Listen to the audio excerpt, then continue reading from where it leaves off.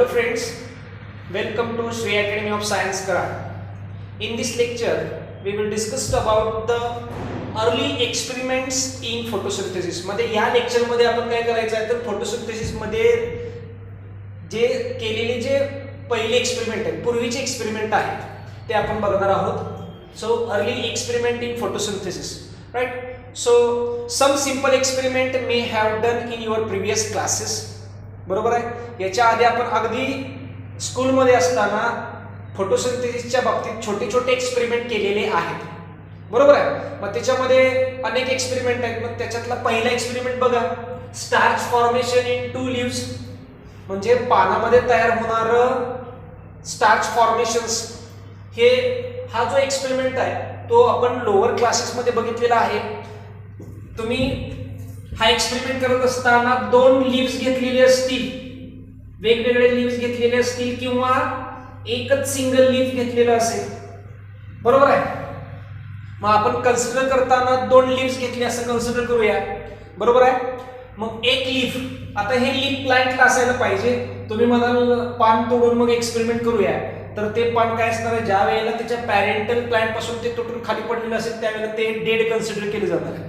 बरोबर आहे. मग ज्या वेळेला हे लीफ प्लांट वरती आहे त्यावेळेला काय करायचं आहे तर टोटल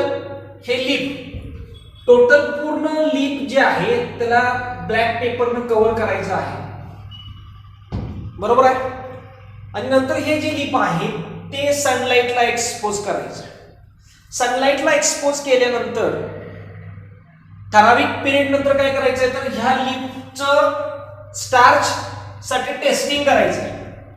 आणि स्टार्च टेस्टिंग केल्यानंतर काय मिळणार आहे, सो स्टार्च इज ऍब्सेंट और if the starch is present then the quantity is very less. ज्या एक तर तुम्हाला याच्यामध्ये फोटोसिंथेसिसच्या या एक्सपेरिमेंट मध्ये ज्या लीफला तुम्ही ब्लॅक पेपरनं रॅपिंग केलं होतं त्याच्यामध्ये तुम्हाला काय मिळणार आहे मित्रांनो, तर पहिली गोष्ट म्हणजे एक तर तुम्हाला या लीफ मध्ये स्टार्च ऍब्सेंट असणार आहे, किंवा जर असेल स्टार्च तर त्याचे जे प्रमाण असणार आहे ते खूप कमी असलेलं बघायला मिळणार आहे. बरोबर आहे. आणि जे लीफ हे ब्लॅक पेपरनं कव्हर केलेलं नव्हतं त्या लीफ मध्ये काय बघायला मिळणार आहे तर स्टार्च भरपूर प्रमाणात तयार झालेलं बघायला मिळणार आहे. असं आपण दोन लीव्स मध्ये एक्सपेरिमेंट केलेला आहे. किंवा एक लीफ घेतलं तर त्या लीफला काय करायचं आहे, हे लीफ लॉंग असणार आहे, इलॉंगेटेड असणार आहे. हाफ पार्ट ऑफ लीफ काय करायचं आहे तर ब्लॅक पेपरनं कव्हर करायचं आणि हाफ तसंच ठेवायचं आहे आणि सनलाइटला एक्सपोज करायचं आहे. काय बघायला मिळेल मित्रांनो, तर जो भाग ब्लॅक पेपरनं रॅप केलेला आहे त्याच्यामध्ये स्टार्च ऍब्सेंट असणार आहे, स्टार्च इज ऍब्सेंट. आणि जो सनलाइटला एक्सपोज्ड आहे त्याच्यामध्ये स्टार्च प्रेझेंट. बरोबर आहे. इतका सोपा एक्सपेरिमेंट आपण आपल्या स्कूलमध्ये केलेला आहे. तोच एक्सपेरिमेंट आहे starch formation into leaves. काय केलेलं आहे, व्हेरिगेटेड लीव्स और अ लीफ, दोन वेगवेगळी पानं किंवा एकच पान. बरोबर आहे. काय करायचं आहे, partially covered with black paper. म्हणजे लीफ आहे ते समजा आपण एक लीफ पकडलं तर ते लीफ कसं असायला पाहिजे, लॉंग असायला पाहिजे, इलॉंगेटेड असायला पाहिजे आणि कसं असणार आहे, लार्ज असायला पाहिजे, मोठं असायला पाहिजे. म्हणजे मोठं आणि लांब पान असायला पाहिजे. बरोबर आहे. आता हे लीफ काय करायचं आहे, this leaf partially covered with black paper. Partially म्हणजे अर्ध. मग अर्ध हे पान जे आहे ते तसंच ओपन ठेवायचं आहे आणि अर्ध काय करायचं आहे, ब्लॅक पेपरनं रॅप करायचं आहे. So partially covered with black paper. पुढे काय म्हटलंय, एक्सपोज टू सनलाइट. नंतर हे पान फोटोसिंथेसिस साठी ठेवायचं आहे. काय बघायला मिळेल, मग ज्या वेळेला फोटोसिंथेसिस झाल्यानंतर ह्या पानामध्ये आपण स्टार्च प्रेझेन्स आहे का ऍब्सेन्स आहे याचं टेस्टिंग करू, त्यावेळेला काय बघायला मिळणार आहे बघा, testing these leaves for presence of starch. काय बघायला मिळेल, photosynthesis awkward only in the green part of the leaves. बरोबर आहे.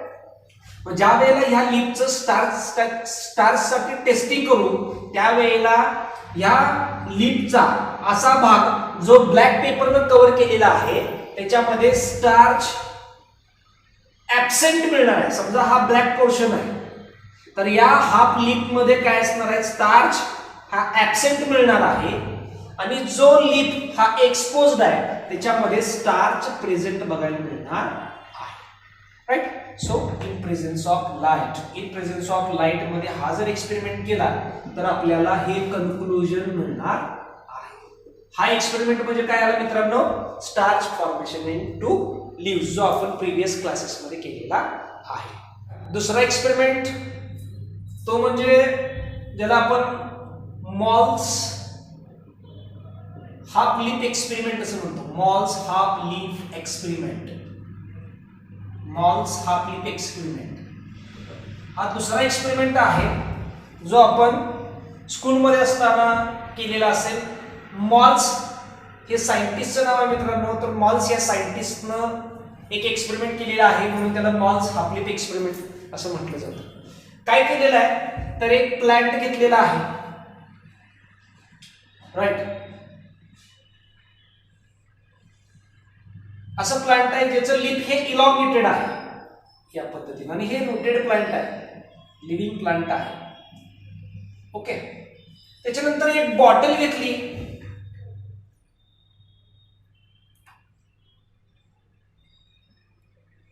ज्या बॉटल मध्ये KOH टाकला, बरोबर आहे, आणि ही काय केलेली आहे तर एक रबरनं पॅक केलेली आहे. बरोबर आहे. रबर कट करताना असं कट करायचा की हे जे लीफ आहे ते याच्या आतमध्ये फिट होईल. काय झालं बघा, आता या ठिकाणी आपण हा जर एक्सपेरिमेंट सेटअप जर लावायचा ठरवला तर कसं असणार आहे, हा रबर या पद्धतीने, हे बॉटल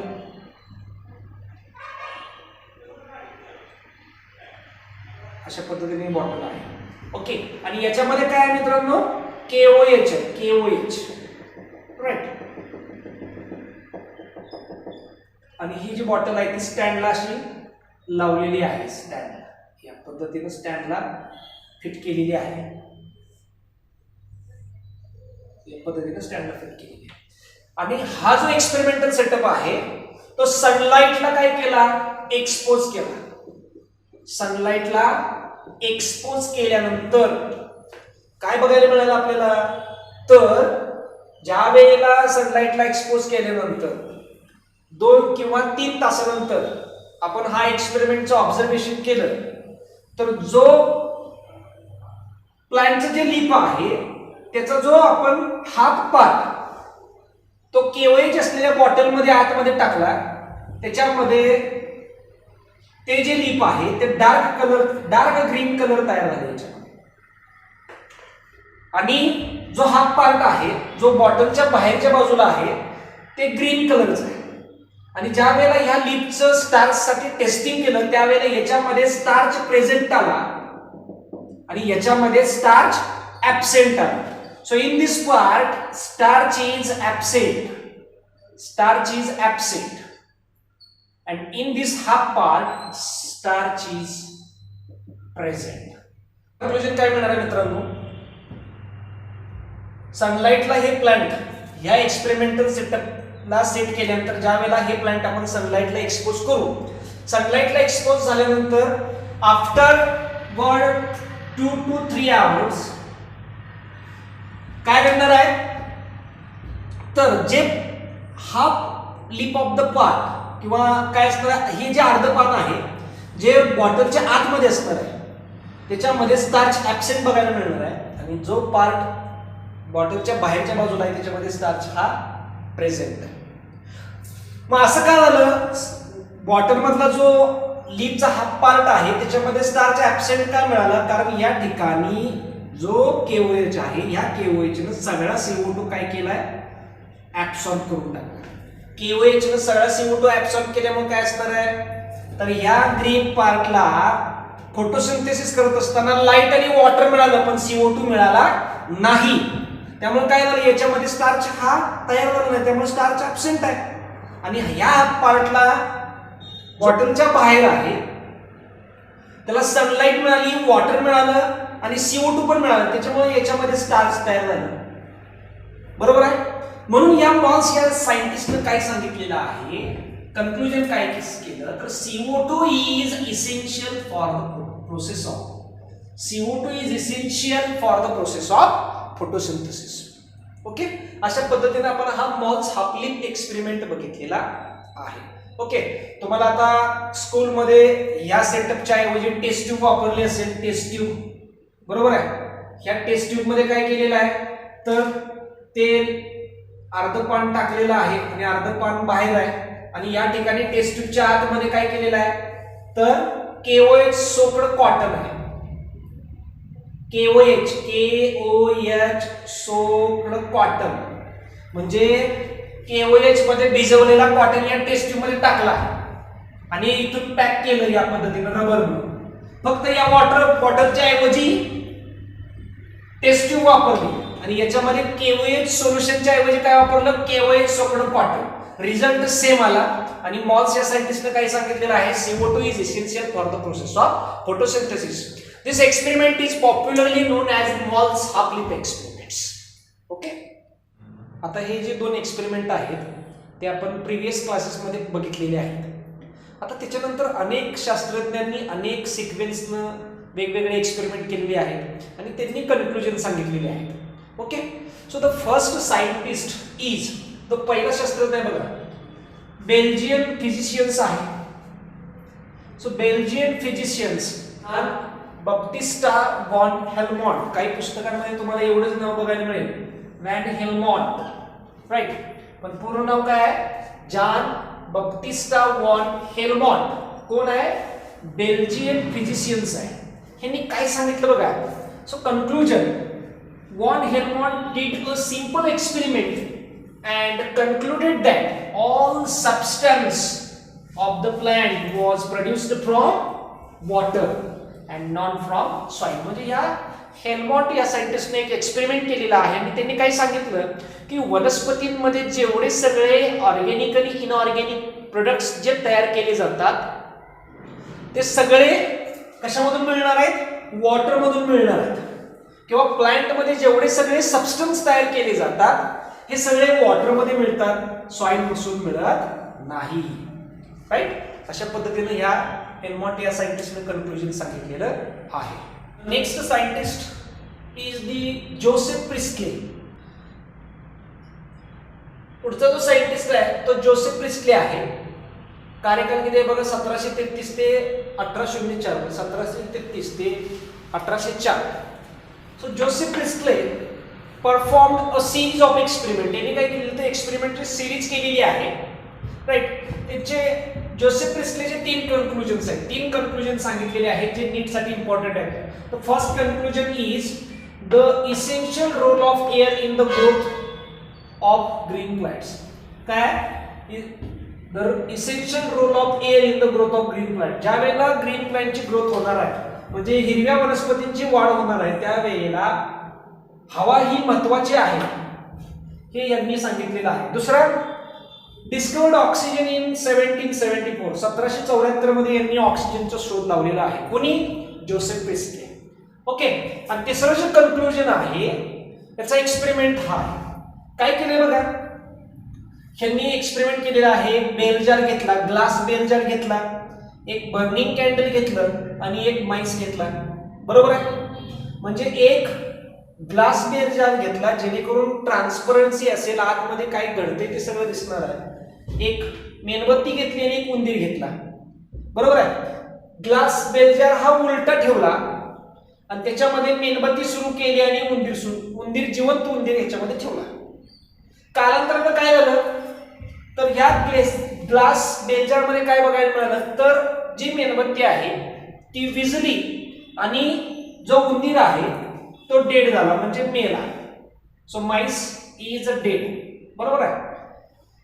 याच्यावरनं काय केलं, ह्याच्यावरनं काय कन्क्लुजन काढलं त्यांनी तर the burning candle and alive mice will finish the air present in the glass jar. काय सांगितलं तर जळणारी मेणबत्ती आणि जिवंत उंदीर हे काय करतात तर या ग्लास जार मधली जी हवा आहे ती संपून टाकतात. त्यामुळे ती कालांतरानं मरून जातात. ओके, त्याच्यानंतर त्यांनी काय केलं तर सेम प्रोसिजर, ग्लास जार घेतला, त्याच्यामध्ये जळणारी मेणबत्ती ठेवली, उंदीर आहे आणि ह्या दोन्ही बरोबर एक मिंट प्लांट ठेवलं, म्हणजे पुदिना नावाची वनस्पती ठेवली. तर जसं ठेवलं होतं तसं कालांतरानं ऑब्झर्वेशन मध्ये त्यांना सगळं व्यवस्थित मिळालं. म्हणजे जळणारी मेणबत्ती ही नेहमी जळत राहिली, उंदीर जिवंत आहे तसा राहिला आणि मिंट प्लांट आहे तसं होतं. याच्यावरनं काय सांगितलं तर green plant restore the air which is finished by mice and burning candle. म्हणजे हिरव्या वनस्पती काय करतात तर हिरव्या वनस्पती जी एअर आहे ती रिस्टोर करतात, जी बर्निंग कॅन्डल आणि माइस संपवणार आहे. बरोबर आहे. मग तेच कन्क्लुजन आहे, हेच कन्क्लुजन सांगितलेलं आहे. Plant restore the air what ever breathing animals and burning candle remove. जे ब्रीदिंग एनिमल आहे म्हणजे माइस आणि बर्निंग कॅन्डल जी एअर रिमूव्ह करणार आहेत ती एअर रिस्टोर करणार आहे, तर मिंट प्लांट रिस्टोर करणार आहे. मिंट प्लांट रिस्टोर करणार आहे. ओके, अशा पद्धतीने एक्सपेरिमेंट सांगितलेला आहे आणि हा एक्सपेरिमेंट एनसीईआरटीच्या पुस्तकामध्ये दिलेला आहे. याच्या सुरुवातीला मी जे 2 एक्सपेरिमेंट सांगितलेले आहेत आणि तिसरा एक हेल्मॉटचा जो एक्सपेरिमेंट सांगितलेला आहे, हे एक्सपेरिमेंट सगळे तुम्हाला एनसीईआरटीच्या पुस्तकात आहेत. याचा अर्थ हे तुम्हाला नीटला पडणार आहे. हा जोसेफ प्रिस्टलीचा एक्सपेरिमेंट आहे आणि त्याचे हे 3 कन्क्लुजन्स आहेत. हे तिन्ही कन्क्लुजन्स इम्पॉर्टंट आहे आणि हा सायंटिस्ट आहे. त्या सायंटिस्टचे हे कन्क्लुजन्स हे तुम्हाला नीटच्या एक्झाममध्ये विचारली जाणार आहे. बघा, the next scientist is the John Ingenhousz. John Ingenhousz 1730 to 1799, right. काय सांगितलं John Ingenhousz? Showed that sunlight is essential to the plant process that somehow purify the air. हा जो सूर्यप्रकाश आहे तो सूर्यप्रकाश वनस्पतींसाठी अत्यावश्यक आहे, ज्याच्यामुळे वनस्पती हवा शुद्ध करते. ओके, काय म्हटलंय जॉन इंगेनहाउसनं? जॉन इंगेनहाउसचं पहिलं कन्क्लुजन काय आहे त्याच्या एक्सपेरिमेंटचं? Sunlight is essential to the plant process that somehow purifies the air. हिरव्या वनस्पतींसाठी सूर्यप्रकाश हा अत्यंत महत्वाचा आहे, कारण सूर्यप्रकाशाच्या मदतीनं जी प्रक्रिया घडणार आहे त्या प्रक्रियेच्या मदतीनं ती हवा काय करणार आहे? शुद्ध करणार आहे. दुसरं कन्क्लुजन काय आहे? Showed that it is only the green part of the plant that कुड रिलीजेस ऑक्सिजन. म्हणजे दुसरं एक्सपेरिमेंट किंवा दुसरं जे कन्क्लुजन आहे ते काय सांगितलेलं आहे तर जो ग्रीन पार्ट आहे, green part of the plant that कुड रिलीज ऑक्सिजन. म्हणजे वनस्पतीचा हिरवा जो भाग आहे तो हिरवा भागच फक्त काय असणार आहे तर ऑक्सिजन रिलीज करणार आहे. आपल्याला माहित आहे वनस्पतीचा हिरवा भागच का ऑक्सिजन रिलीज करणार आहे? कारण वनस्पतीचा ग्रीन पार्ट जो आहे, प्लांटचा जो ग्रीन पार्ट आहे तो फोटोसिंथेसिस करणार आहे. फोटोसिंथेसिसचा रिलीज प्रोडक्ट काय? ऑक्सिजन आहे. त्यामुळं हा काय असणार आहे तर ऑक्सिजन रिलीज करणार आहे. आता बघा, पुढचा जो सायंटिस्ट आहे तो जुलियस वॉन सॅचेस इन 1854. 1854 मध्ये जुलियन वॉन सॅचेस यांनी एक एक्सपेरिमेंट केला आणि काय सांगितलं? Julian von Sachs provided evidence for production of glucose when plant grows. म्हणजे एखादी वनस्पती ज्या वेळेला वाढणार आहे त्यावेळेला ती वाढत असताना ग्लुकोज तयार करणार आहे आणि ती स्टार्चच्या फॉर्म मध्ये ग्लुकोज तयार केलेला स्टारच्या फॉर्म मध्ये काय करणार आहे? प्रिझर्व करणार आहे. Okay, so Julius von Sachs provided evidence of production of glucose when plant grows and this glucose is preserved in the form of starch. Julian von Sachs या सायंटिस्टने काय सांगितलं की ज्या वेळेला एखादी वनस्पती वाढते त्यावेळेला ती वाढत असताना ग्लुकोज तयार करणार आहे आणि तो ग्लुकोज जो आहे तो स्टार्चच्या फॉर्म मध्ये वनस्पतीचे जे वेगवेगळे अवयव आहेत त्याच्यामध्ये ती साठवून ठेवणार आहे. बघा, the next scientist is the T W. Engelmann. आता हा जो सायंटिस्ट आहे टी.डब्ल्यू. इंगलमन, हा सायंटिस्ट यांनी जो फोटोसिंथेसिस मध्ये एक्सपेरिमेंट केलेला आहे तो सुद्धा खूप महत्वाचा आहे. यांनी काय केलं बघा, एक प्रिझम घेतला, हे प्रिझम घेतला, बरोबर आहे, आणि नंतर काय केलेलं आहे तर त्यांनी एक जार मध्ये, ग्लास जार मध्ये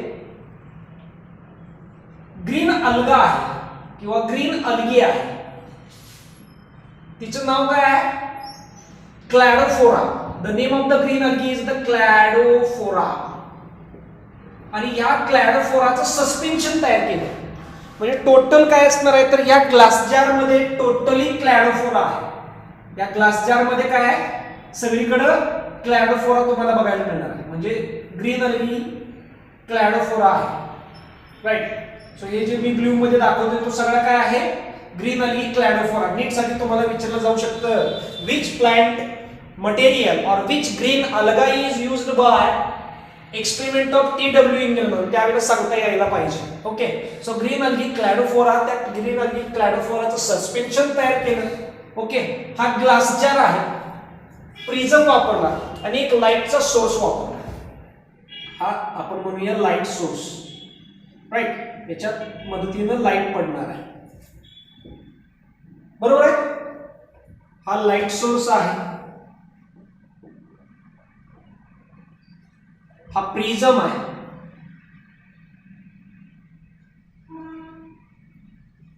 राईट. आणि हा क्लॅडोफोरा सस्पेन्शन. क्लॅडोफोरा सस्पेन्शन. काय झालं? लाईट सोर्स या प्रिझम वरती पडला. हा जो लाईट सोर्स आहे तो या प्रिझम वरती पडला. प्रिझम वरती लाईट पडल्यानंतर तुम्हाला माहित आहे this light is splits into 7 colour. बरोबर आहे.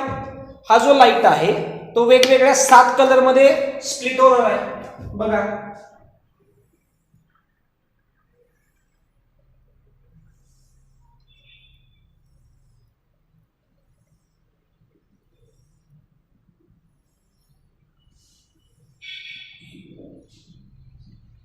मग काय झाला? हा जो लाईट सोर्स आहे तो प्रिझम वरती पडल्यानंतर 7 कलर मध्ये स्प्लिट झाला. 1 2 3 4 5 6 7 कलर कुठले? मराठीमध्ये ताना पिहिनी पाजा, किंवा आपण त्याला इंग्लिश मध्ये काय म्हणणार आहे? विप Gouy. V stands for violet, I stands for indigo, B stands for blue, G stands for green, Y stands for yellow, O stands for orange and R stands for red. बरोबर आहे. मग या zone मध्ये violet light पडणार आहे, या zone मध्ये Indigo light पडणार आहे, या झोन मध्ये ब्ल्यू लाईट पडणार आहे, या झोन मध्ये ग्रीन लाईट पडणार आहे, या झोन मध्ये येलो लाईट पडणार आहे, या झोन मध्ये ऑरेंज आणि या झोन मध्ये रेड. म्हणजे violet, Indigo, blue, green, yellow, orange and red. या क्लॅडोफोराच्या सस्पेन्शन वरती काय केलेलं आहे तर लाईट सोर्स प्रिझम वरती पडला आणि प्रिझम वरून लाईटचं स्प्लिटिंग झालं आणि ते स्प्लिटिंग या क्लॅडोफोरा सस्पेन्शन वरती पडलं. काय केलं तर त्याच्यामध्ये एरोबिक बॅक्टेरिया नंतर टाकल्या. एरोबिक बॅक्टेरिया टाकल्या आणि एरोबिक बॅक्टेरिया टाकल्यानंतर याच्यामध्ये मी ब्लॅक कलरच्या दाखवतो ते एरोबिक बॅक्टेरिया टाकल्यानंतर काय झालं तर हा एक्सपेरिमेंटल सेटअप तसाच ठेवला आणि थोड्या वेळानं ऑब्झर्व केल्यानंतर काय झालं तर एरोबिक बॅक्टेरियांना ब्ल्यू कलर मध्ये, ब्ल्यू आणि रेड कलर मध्ये एरोबिक बॅक्टेरियांना जास्त दिसल्या. So the growth of aerobic bacteria is more in blue and red colour. Okay. Absent in green colour. Right. Absent or less असं म्हणू शकतो आपण. बरोबर आहे. आणि बाकीकडे काय असणार आहे ज्या एरोबिक बॅक्टेरिया आहेत त्या कमी प्रमाणात किंवा जास्त प्रमाणात आपल्याला बघायला मिळाल्या. बरोबर आहे. अशा पद्धतीने एक्सपेरिमेंट केला आणि त्याच्यावर त्यांनी कन्क्लुजन सांगितलं की फोटोसिंथेसिस